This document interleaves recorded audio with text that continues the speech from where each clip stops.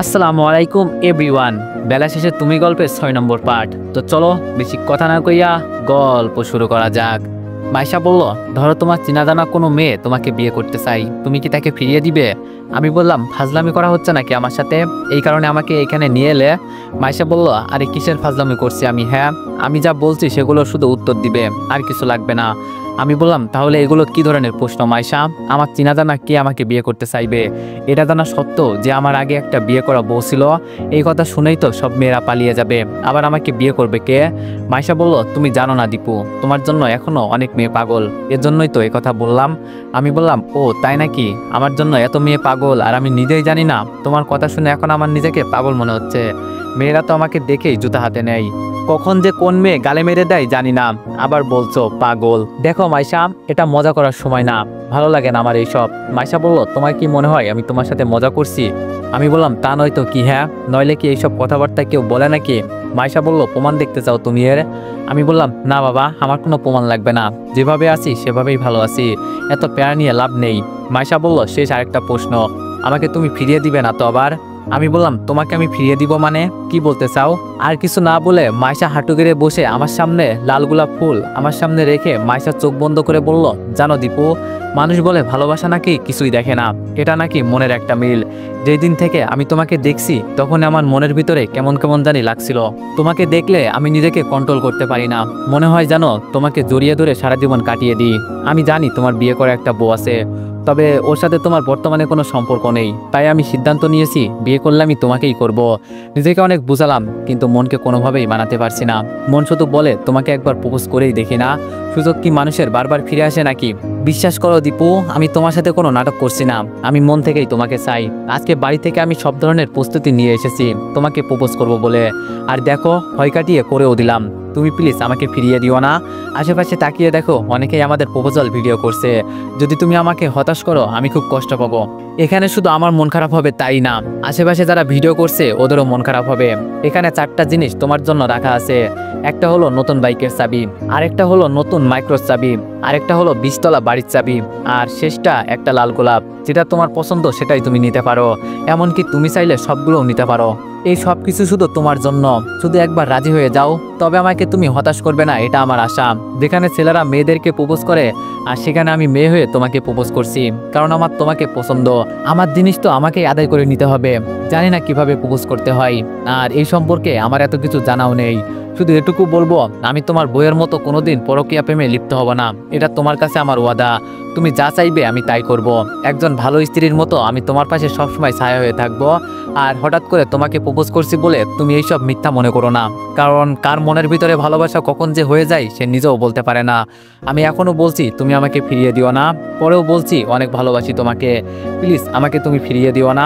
অনেক আশা নিয়ে তোমাকে আমি প্রপোজ করলাম, বাকিটা তোমার ইচ্ছা, তবে অনেক বেশি ভালোবেসে ফেলেছি তোমাকে, বড্ড বেশি। এজন্যই তো সব লজ্জা শরম ভুলে তোমার কাছে চলে আসলাম। I love you. অনেক যত্নে রাখবো তোমাকে আমি, একেবারে বুকের ভিতরে লুকিয়ে রাখবো, যেন কেউ তোমাকে খুঁজে না পাই। অনেকটাই সময় হয়ে গেল, আর কিছু বলবো না। অনেক কিছু বলার ছিল, কিন্তু তোমার তো সময় নেই শোনার মতো। সবাই অপেক্ষা করছে তোমার মুখ থেকে উত্তর শোনার জন্য। বিশেষ করে আমাকে তুমি হতাশ করো না। জীবনের প্রথম কাউকে প্রপোজ করলাম অনেক আশা ভরসা নিয়ে, অনেক অনেক ভালোবাসা তোমার জন্য এই বুকের মাঝে জমানো আছে। I love you Dipu, I love you. সেই কথাটা জোরেই বলল মাইশা। এখন যেন আমার মুখ থেকে কথা বলা আপনা আপনি বন্ধ হয়ে গেছে। মাইশা এগুলো কি বলছে? ওকে সত্যি সত্যি পাগল টাগল হয়ে গেল না তো? নইলে আমাকে কেন প্রপোজ করছে? ও জানে যে আমার একটা বউ ছিল, আর আমার পরিবারের আর্থিক অবস্থা এতটাও ভালো না, সবাই আমার উপর নির্ভরশীল। তবে মাইশার আজ হঠাৎ কি হলো, আর আমাকেই বা কেন প্রপোজ করলো? এত এত ছেলে থাকতে আমি কেন? নাকি মাইশার এটা কোনো জাল আমাকে ফাঁসানোর জন্য? তবে আর যাই হোক, আমি মাইশার প্রপোজাল গ্রহণ করব না। হঠাৎ করে কাউকে দেখে ভালো লাগতেই পারে ঠিকই, কিন্তু তার ব্যাকগ্রাউন্ড না জেনে শুনে আমি ভাই বিপদে পড়তে চাই না। মাইশা সুন্দর আছে, এটা মানতে হবে। যে কোনো ছেলে দেখে ওর প্রেমে পড়বে ঠিক আছে, কিন্তু ভাই আমি নয়। এখানে কোনো না কোনো রহস্য আছে। মাইশা আমাকে ফাঁসানোর জন্য এইসব করছে, নইলে 2-3 দিনের পরিচয়ে কাউকে হয়তো ভালো লাগতেই পারে, কিন্তু প্রেম হতে পারে না। মাইশা আবার আমার চোখের উপর তাকিয়ে বলল, প্লিজ, সবাই তোমার উত্তর শোনার অপেক্ষা করছে, বিশেষ করে আমি। যদি তুমি হ্যাঁ বলো, খুশির বন্যা বয়ে যাবে আমার মনের ভিতরে, আর যদি না হয়, হয়তো অন্যদের মতো আমি আত্মহত্যা করতে পারবো না, তবে কিছু একটা করে ফেলবো, এটা আমি শিওর। আমি এবার একটু জোরেই বলে উঠলাম, আপনারা ক্যামেরা বন্ধ করুন প্লিজ। এটা আমার আর ওর এখন তো ব্যক্তিগত বিষয়, তাই আমি সবার সামনে এই কথার উত্তর দিতে পারবো না। হয়তো খুশির কারণে আপনাদের সবার সামনে আমাকে প্রপোজ করে দিয়েছে, কিন্তু আমি সবার সামনে বলবো না। আপনারা গেলে ভালো হতো, নইলে আমাকে এখান থেকে যেতে হবে। আমার কথা শুনে কেউ কোনো রিয়াকশন করলো না, সবাই সবার জায়গায় দাঁড়িয়ে আছে। আমি মাইশার হাত ধরে বললাম, মাইশা উঠে পড়ো। কিন্তু মাইশা আমার হাত ছাড়িয়ে বলল, যতক্ষণ পর্যন্ত আমি আমার কথার উত্তর পাবো না ততক্ষণ পর্যন্ত আমি এখানে এভাবেই থাকবো, কেউ এখান থেকে যাবে না। আমি বললাম, তুমি কি এই কথার উত্তর শুনতে চাও মাইশা? যদি শুনতেই চাও তাহলে আমার সাথে চলো, নইলে আমি এখান থেকে চলে যাব। মাইশা বলল, সত্যি বলবে তো? আমি বললাম, আগে চলো তো। মাইশার হাত ধরে একটু দূরে নিয়ে আসলাম। মাইশাকে প্রশ্ন করলাম, হঠাৎ করে এগুলো কি পাগলামো শুরু করলে মাইশা? এইসবের কোনো মানে হয়? মাথা খারাপ হয়ে গেছে তোমার? তাছাড়া তুমি আমার বিষয়ে সবকিছু জানো, এরপরও কেন? মাইশা বলল, আমি কোনো কথা শুনতে চাই না, আগে উত্তর দাও, হ্যাঁ নাকি না, তাড়াতাড়ি বলো, আমার আর সহ্য করতে পারছি না। আমি বললাম, মাইশা তোমাকে আমি নতুন করে আর কি বলবো? সবকিছু জানার পরও এমন কেন করছো? আচ্ছা, কেউ কি তোমাকে কিছু বলছে নাকি যার কারণে?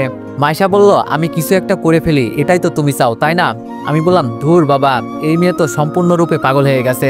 আগে ওকে কিছু একটা বলে বুঝ দিয়ে বিদায় করতে হবে, যাতে ও উল্টাপাল্টা কিছু না করে। তবে মাইশা আমাকে হুমকি দিয়ে ভয় দেখাচ্ছে যে উল্টাপাল্টা কিছু একটা করে ফেলবে, কিন্তু ও মোটেও এমনটা করবে না, আমি খুব ভালো করেই জানি। মাইশা বলল, তোমাকে 1 মিনিট সময় দিলাম, এর ভিতরে যদি তুমি আমাকে কিছু না বলো তো।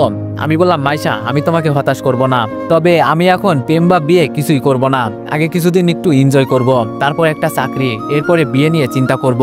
তবে যদি আমি বিয়ে করি তাহলে তোমার কথা চিন্তা করে দেখব, এটা কথা দিতে পারি। তোমার অনুমতি ছাড়া আমি বিয়ে করব না, এই ওয়াদা আমি তোমাকে দিলাম। তবে আমাকে এই প্রপোজ বা অন্য কিছু করিও না। জানো কয়েকদিন আগে আমার সাথে কি ঘটে গেছে?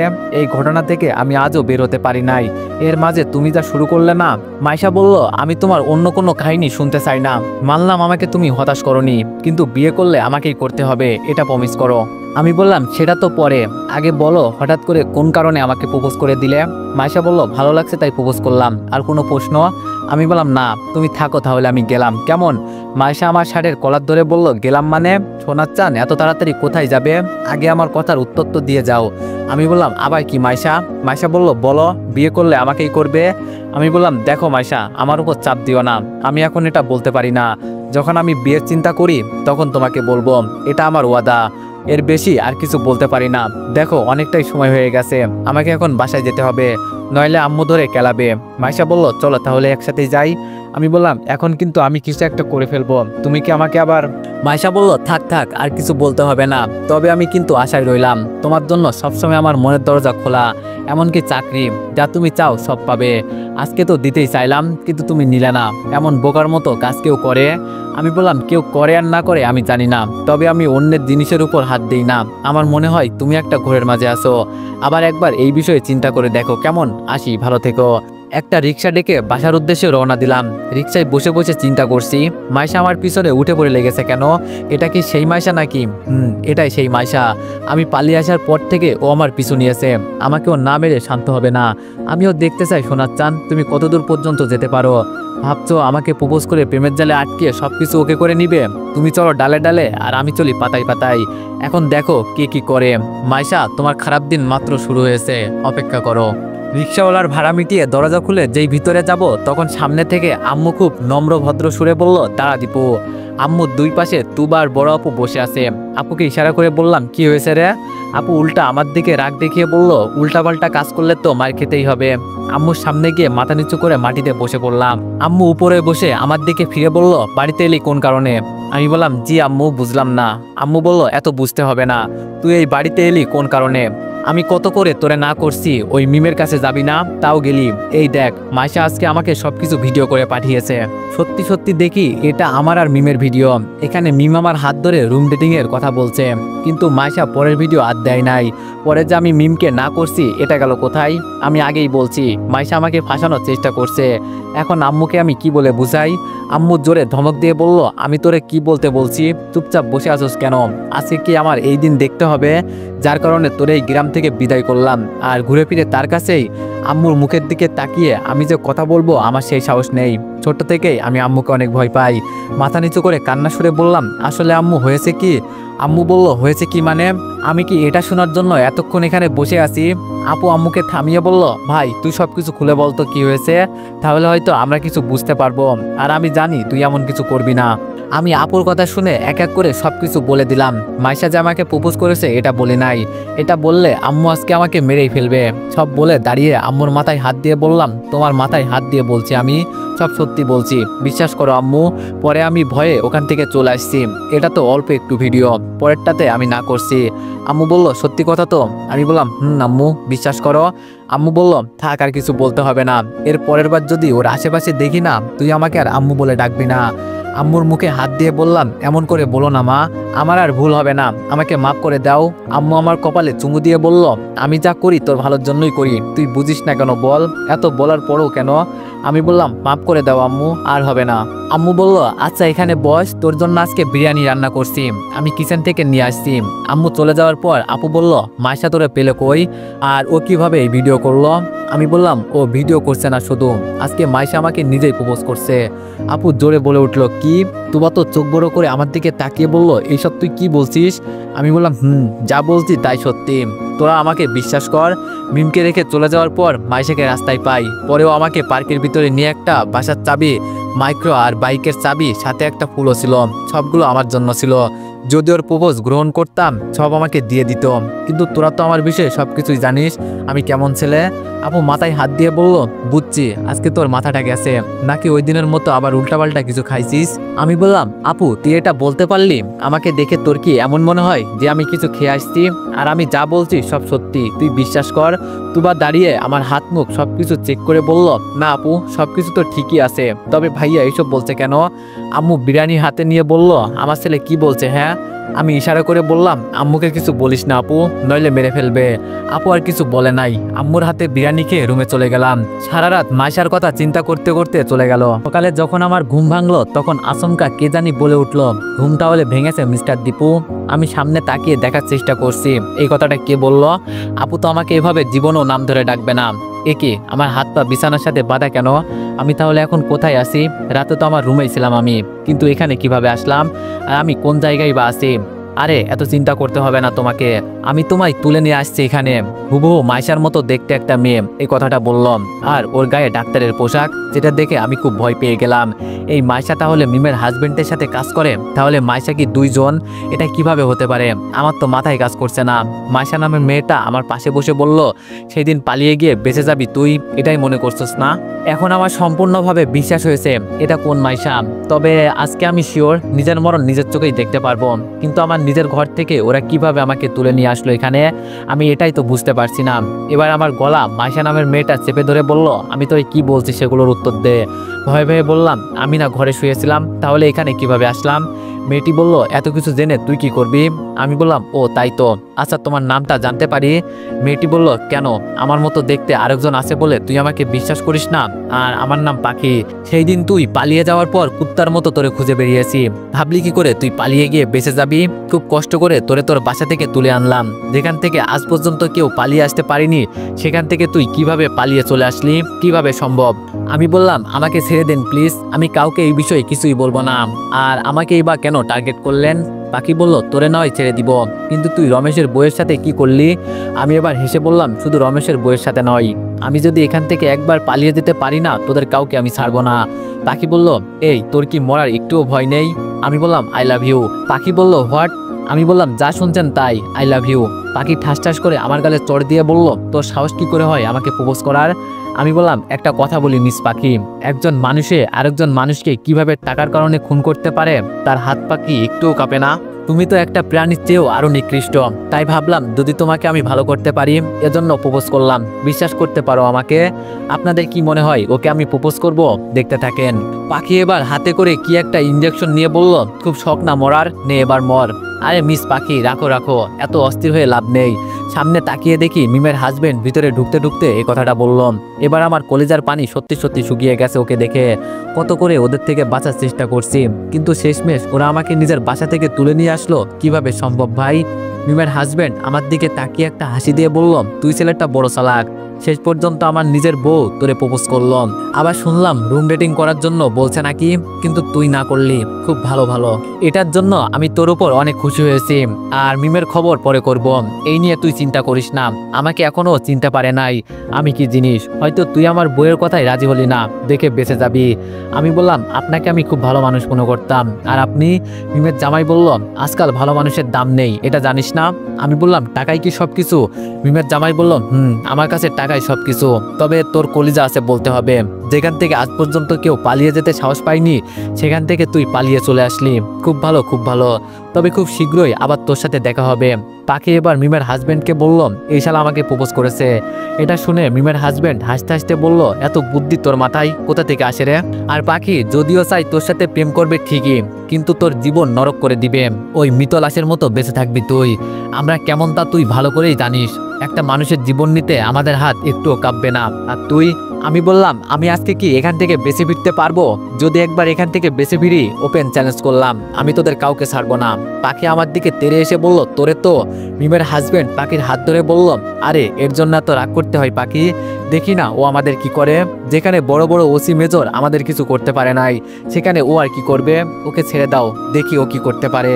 আর ওর মনে হয় আন্দাজ হয়ে গেছে যে আমরা ওকে ওর নিজের বাসা থেকে তুলে নিয়ে আনছি, যেখানে আমরা চাইলে কি করতে পারবো ওর হয়তো এটা অনুমান হয়ে গেছে। আমি বললাম, আমার কিছু প্রশ্ন ছিল। মিমের হাজবেন্ড বলল, এত প্রশ্নের উত্তর দেওয়া আমাদের সময় নেই। পাখি তাড়াতাড়ি ওকে ছেড়ে দিয়ে চলে আসো, আজকে নতুন অনেকগুলো ছেলে আসছে, তাড়াতাড়ি কাজ করতে হবে। এটা বলেই মিমের হাজবেন্ড চলে গেল। পাখি আমার দিকে তাকিয়ে বলল, শালা তুই বেঁচে গেলি তাহলে। আমি বললাম, মিস পাখি, তোমার মতো দেখতে আরেকজন আছে, এটা কি জানো তুমি? পাখি বলল, তোর বলতে হবে না, ওর নাম মাইশা। ওর বাবার নিজস্ব অনেকগুলো কোম্পানি আছে, যেগুলো ও নিজে দেখাশোনা করে। আর আজকেও তোরে প্রপোজ করছে, আর তুই না করলি। আরেকটা কথা, আমি যদি কোনোদিন কোনো বিপদে পড়ে যাই, তাহলে ওকে ফাঁসিয়ে দিয়ে আমি বেঁচে যাব। গুড আইডিয়া না? এই কথাটা বলেই পাখি হা করে হাসতে লাগলো। বাবারে বাবা, এই মেয়ে তো দেখি 5G স্পিডে কাজ করে, সবকিছু ওর জানা আছে। পাখির মুখের দিকে তাকিয়ে প্রশ্ন করলাম, মানুষের সাথে এমন করে কি পাও? পাখি বলল, তার আগে এটা বল, তুই আমাকে প্রপোজ করলি কেন? আমি বললাম, প্রপোজ করলাম এমনি, মন চাইছে তাই করলাম। ভাবলাম যদি প্রপোজ করি তুমি রাজি হয়ে যাও, আর এই সুযোগে আমি তোমাকে ভালো করে দিব। পাখি বলল, আরেকবার যদি এই কথাটা বলিস না, পরে আর এখান থেকে বেঁচে ফিরতে পারবি না, কেটে টুকরো টুকরো করে ফেলবো। আমি বললাম, সে মারলে মারতে পারো, তবে আমি তোমাকে ভালো করেই ছাড়বো। আর এইসব করে কি পাও? টাকা কি শান্তি এনে দিতে পারবে? পাখি বলল, এটা তোর আগের বউ মিতু আছে না, ওকে গিয়ে জিজ্ঞেস করিস শালা। আমি বললাম, সে তোমাকে বলতে হবে না, এখন আমার হাত পায়ের বাঁধনগুলো তো একটু খুলে দাও। এই মেয়ের সাথে বেশি তর্ক করা যাবে না, সবকিছু জেনে শুনেই মাঠে নামছে। পাখি আর কিছু না বলে আমার হাত পায়ের বাঁধনগুলো খুলে দিয়ে কিছুক্ষণ আমার দিকে তাকিয়ে বলল, এবারের মতো বেঁচে গেলি, কিন্তু পরের বার তোকে ছাড়বো না। আরে পাখি, এত তাড়াতাড়ি ও কিভাবে বেঁচে যেতে পারে? তুমি ছাড়লেও আমি ছাড়বো না। রমেশের বউ ভিতরে আসতে আসতে বলল। আমি যেন এটা দেখে আরো বড় একটা শক খেলাম। সব বিপদ একসাথে এসে হাজির হচ্ছে। এরা কি সবাই একসাথে কাজ করে নাকি? হিসেব মিলছে না আমার। পাখি রমেশের বউয়ের দিকে তাকিয়ে বলল, আমাদের হিসাব নেওয়া শেষ, এখন আপনি যা ইচ্ছা তাই করতে পারেন। পাখি যাওয়ার আগে ওকে বলে উঠলাম, এই যে মিস পাখি, খুব তাড়াতাড়ি আবার তোমার সাথে দেখা হবে, তবে সেটা খুব ঘনিষ্ঠভাবে। পাখি আমার দিকে ফিরে তাকিয়ে বলল, খুব শখ আছে না তোর দেখি? হয়তো দেখা হতে পারে, তবে তুই তো আর পরে আর বাঁচবি না। আমি বললাম, কে বাঁচে আর মরে তা তো দেখাই যাবে। পাখি হাসতে হাসতে বের হয়ে গেল। রমেশের বউ এবার আমার কাছে এসে বলল, সবাই তোরে ছেড়ে দিল, কিন্তু আমার হাত থেকে কিভাবে বাঁচবি? আমি বললাম, লজ্জা করে না নিজের স্বামীকে খারাপ কাজে সঙ্গ দেওয়াতে? রমেশের বউ বলল, সেটা আমার বিষয়, আর তুই সেই দিন আমার সাথে এমনটা না করলেও পারতি। তবে এটা ভাবিস না ওরা আমার সাথে শারীরিক সম্পর্ক করতে পারছে, সব কয়টাকে টুকরো টুকরো করে নদীতে ফেলে দিয়েছি। আমি হাসি দিয়ে বললাম, তাই নাকি? এতটা সাহস তোমার আছে বলে আমার মনে হয় না। রমেশের বউ বলল, বিশ্বাস হয় না তোর? এই দেখ ভিডিও করছি আমি। ভিডিও কিছুক্ষণ প্লে হওয়ার পর আমার সম্পূর্ণ শরীর ভয়ে কাঁপতে লাগলো। সত্যি সত্যি ও সবাইকে মেরে ফেলছে, এটা কিভাবে সম্ভব? আমি তো ভয়ে চোখ বন্ধ করে নিলাম। রমেশের বউ ভিডিও বন্ধ করে আমার গলায় হাত দিয়ে বলল, আমি আগে পুলিশে চাকরি করতাম, আর তুই কি মনে করছিলি আমি সাধারণ কোনো মেয়ে? 5 জনকে এক জায়গায় গুলি করার জন্য আমার চাকরি চলে গিয়েছিল। আর তোর কি মনে হয় ওরা আমাকে এত সহজে ধর্ষণ করবে? খুব বোকা ছেলে রে তুই। আমি ভয়ে ভয়ে বিছানার উপর বসে রমেশের বউয়ের দিকে তাকিয়ে বললাম, আমি তো চাইছিলাম যারা ভুল করে তাদের শাস্তি দিতে, কিন্তু পারলাম না, আমি ব্যর্থ হয়েছি। রমেশের বউ বলল, সেদিন তো ওদের দিয়ে আমার খারাপ বানাতে চেয়েছিলি, তাহলে চল আজকে তোর সাথেই এক রাউন্ড হয়ে যাক। আমি বললাম, আমি জানি আমি তোমার সাথে শক্তি দিয়ে কিছুই করতে পারবো না, আর আমাকেই মানতে হবে। তবে যে একবার অপরাধ করে আমি তার কাছে কখনোই মাপ চাইবো না, এজন্য আমাকে মেরে ফেলতে পারো, আমি কিছুই বলবো না। রমেশের বউ বলল, এত সহজে তোরে কিভাবে মারবো বল? তাড়াতাড়ি কাপড় খুলে রেডি হ, আজকে আমি তোর সমস্ত শক্তি মেপে দেখতে চাই। হঠাৎ ফোনের রিংটোনের শব্দে ফোনটা হাতে নিয়ে দেখি অচেনা নাম্বার থেকে কল এসেছে। তবে নাম্বারটা আমার একটু চেনা চেনা লাগছে। রিসিভ করে বললাম, কে বলছেন? ওপাশ থেকে একটা মেয়ে কণ্ঠে বলে উঠল, দীপু, আমি মাইশা। আমি বললাম, ও মাইশা তুমি? মাইশা বলল, আমি। সকাল থেকে তুমি নাকি কোথাও উধাও হয়ে গেছো, কাউকে কিছু না বলে। এখন তাড়াতাড়ি বাসায় আসো, আন্টি তোমার জন্য খুব চিন্তা করছে, আর বিশেষ করে আমি, তোমার কিছু হয়ে গেলে। আমি বললাম, আচ্ছা আমি আসছি, বলো এক জায়গায় গিয়েছিলাম, একটু দরকার ছিল। মাইশা বলল, এই তুমি একদিন পর পর কোথাও উধাও হয়ে যাও বলো তো, আমি তো কিছুই বুঝি না। আমি বললাম, বাড়িতে এসে বলবো, এখন ফোন রাখলাম। মাইশা ফোনটা রাখতে রমেশের বউ জিজ্ঞেস করলো, কে, গার্লফ্রেন্ড নাকি? আমি বললাম, এই ধরে নাও এমন কিছু একটা বলতে পারো, তবে তোমাকে আমি কিছু বলতে চাই। রমেশের বউ বলল, বলো কি বলবে? আমি বললাম, মানুষের মৃত্যুতে তোমরা কি সবাই শান্তি পাও? রমেশের বউ বলল, শান্তি পাই আর না পাই, টাকা দেয় আমাদের সবকিছু। আমি বললাম, একদিনের জন্য খুব পস্তাতে হবে তোমাদের, এটা মাথায় রেখো। রমেশের বউ বলল, সেই হিসাব পরে করব, আগে তুই কাপড় খোল। আমি বললাম, এমনটা না করলে হয় না, আমি আমার বউকে ছাড়া কারোর সাথে এমন কিছু করতে পারবো না। রমেশের বউ বলল, পারতে তো হবেই তোরে, এখন সিদ্ধান্ত তোর, মরবি নাকি আমি যেটা বলছি তাই করবি। এর মাঝে রমেশের বউয়ের মোবাইল বাজতে লাগলো। ও ফোন তুলে কিছুক্ষণ কথা বলে আমার দিকে একবার তাকিয়ে বলল, বেঁচে গেলি আজকে, সত্যি তোর কপাল অনেক ভালো। আমি বললাম, কেন, ভয় পেয়ে গেলে নাকি? মনে মনে বললাম, যাক বাবা, বেঁচে গেছি। রমেশের বউ বলল, এভাবে তোরে আমি ছেড়ে দিব? এটা বলেই রমেশের বউ এমন জোরে আমাকে একটা লাথি দিল, 5 হাত পিছনে গিয়ে পড়লাম। বুকের মাঝে এখন ব্যথা শুরু হয়ে গেছে। এই মেয়ের শরীরে এত শক্তি কিভাবে হলো? কাশি দিতে দিতে বললাম, একজন মানুষের পিছনে 3 জন পড়ে আছে, আর এই 3 জনের সাথে আমি কিভাবে পারি? হয়তো এই সব কিছু ছেড়ে আমাকে এখান থেকে পালিয়ে চলে যেতে হবে। রমেশের বউ আমার কাছে এসে বসলো, আমার মাথায় হাত দিয়ে বলল, এই তো গুড, বুঝে গেলি। এটা বলেই রমেশের বউ আমার চুল ধরে সরাসরি আমার ঠোঁট লাগিয়ে দিল। আমি চুপচাপ বসে আছি, জানি ওর সাথে এখন কিছু করলে ঝামেলায় পড়তে হবে। কিছুক্ষণ পর আমাকে ছেড়ে দিয়ে বলল, তোর মাঝে অনেক জোশ আছে বলতে হবে, আর ওই রমেশ বেটা তো বুড়ো, কিছুই পারে না। তবে এখন আমার একটা দরকারি কাজ পড়ে গেছে, নইলে তোর সাথে। আমি বললাম, এইসব কারা করে জানেন? বাজারের নষ্ট মেয়ে আছে না, ওরা এইসব করে। রমেশের বউ বলল, তুই কি চাস আমি তোরে এখন মারি? আটকাতে পারবি আমি যদি তোরে মারি? আমি হাসতে হাসতে বললাম, তোমার সাথে আমি কোনোভাবেই পারবো না, কারণ তুমি ট্রেনিংপ্রাপ্ত একজন মেয়ে, কিভাবে পারবো আমি? তাই আমি নিজেই সরে গেলাম, তবে এর হিসাব আমি একদিন গুনে গুনে নিব, তখন তুমি শুধু তাকিয়ে দেখবে। রমেশের বউ বলল, দেখা যাবে, সেই দিনের অপেক্ষায় আমি আসি। আর সেই দিন আমার উপর প্রতিশোধ নেওয়ার জন্য তুই কি না করছিলি, কিন্তু আমার সাথে আবার কেউ লাগতে আসবে, তোর কি মনে হয় আমি তাকে ছেড়ে দিব? আমি বললাম, একটা জিনিস আমার মাথায় ঢুকছে না, সেই দিন রাস্তার মাঝে আমি যখন। রমেশের বউ বলল, থাক আর বলতে হবে না, এটাই তো বলবি আমি কেন কোনো রিয়াকশন করি নাই ওখানে, তাই তো? আমি বললাম, রমেশের বউ বলল, কারণ আমি দেখতে চেয়েছিলাম তুই আমার সাথে কি করতে চাস। আমি বললাম, কতটা যে সম্মান গেল তোমার, এটা তো একবার চিন্তা করলে না? এটা বলতেই রমেশের বউ আমাকে জড়িয়ে ধরে একেবারে বিছানার উপর ফেলে বলল, তোর কি মনে হয় আমার লজ্জা আছে, নইলে কি তোর সাথে? আমি বললাম, আমার উপর থেকে সরে যাও। রমেশের বউ বলল, কেন, তোর লাগছে? আমি বললাম, নিজের স্বামীর সাথে গিয়ে এইসব করো যাও। রমেশের বউ আমার উপর থেকে উঠতে উঠতে বলল, আবার খুব শীঘ্রই তোর সাথে দেখা হবে, তবে তুই অনেক কিউট, দেখে আমার কেমন জানি লোভ লেগে গেছে, ফালতু মেয়ে কোথাকার। এটা বলে সামনের দিকে হাঁটা দিলাম। ইস, বুকটা আমার এখনো ব্যথা করছে, এটা মেয়ে নাকি অন্য কিছু? শরীরে এত শক্তি কোথা থেকে এলো এর? দূর থেকে দেখে একেবারে সাধু মনে হয়, আর কাছ থেকে ওয়াকছি। আজকাল এই দেশের কি যে হলো এটাই বুঝি না, নিজের স্বামী রেখে এ ওর সাথে পরকীয়া করে, আবার ভিডিও করে ভাইরাল হওয়ার জন্য। বিশ্বাস কর বোন, তোদের যদি একদিন আমার কাছে পাই না, এ হলে তোরে মারবো, নইলে আমি নিজে মরবো। আর মিতুকে তো এখনো আমি মাফ করি নাই, ওকে আমার দেখার আছে। তো এভরিওয়ান, নেক্সট পার্টের জন্য সবাই অপেক্ষা করো, আর সবাই একটু বেশি বেশি লাইক আর কমেন্ট করে দিও। ধন্যবাদ।